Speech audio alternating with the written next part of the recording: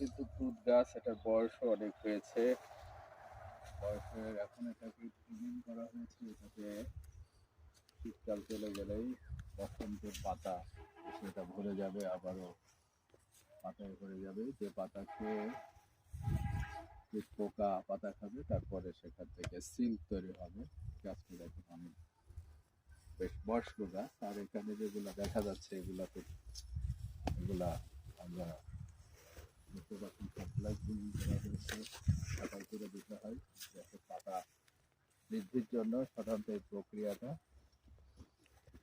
আমরা এখানে সবগুলাই বুশ আকারে আছে, দেখতেই পাচ্ছেন।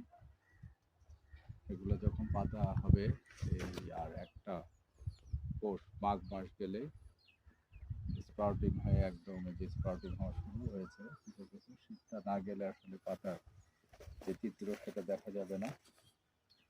এখন সবকিছুই সবুজ সবুজ, মানুষও যেমন সবুজ সবুজ, গাছ সেরকম।